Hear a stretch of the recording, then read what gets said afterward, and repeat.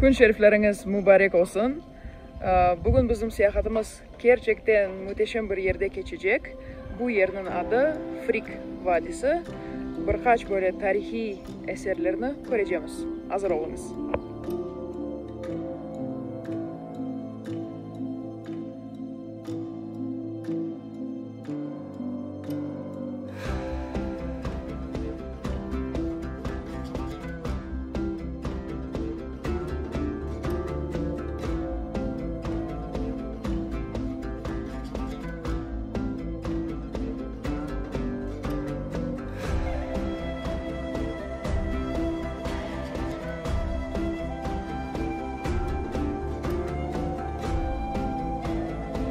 Benim ardımda bulungan bu abide Yazılı Kaya adının belli ve o Friglerinin tarafından kurulgan edi. Frigler ise milletten evvel 1100.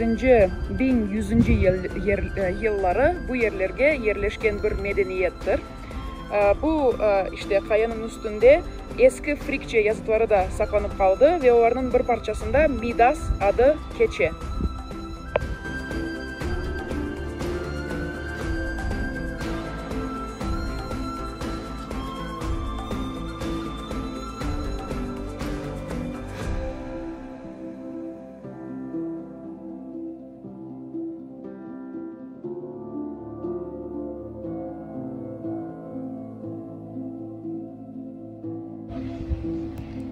Eski Frigçe yazıtlarını mında da görmege mümkün.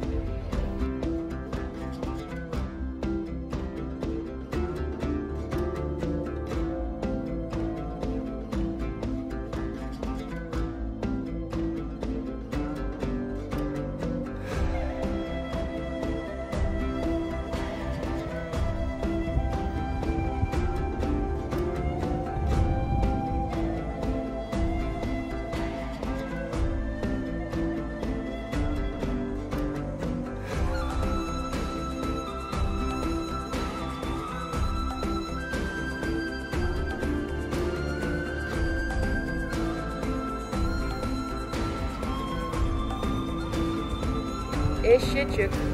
Adı nasıl? Niye? Adı ne bunun? Adı ne? Kadife. Kadife. Cemasın onun kadife. Baba. Ay yiğit. Maşallah. İsmin ne? Güzel. Buralı mısınız? Sayılırız. Sayılıyorsunuz. Tamam. Kolay gelsin size. Gözleri çok Gözlerin teşekkür ederiz. Maşallah değil. maşallah nazar değmesin. Çok güzel.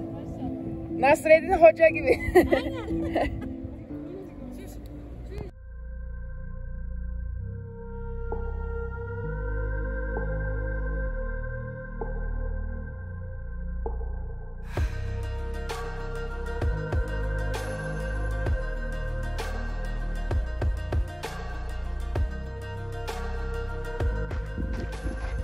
Bakınız bu muazzam yapıya. Gerçekten de tarihi cevher.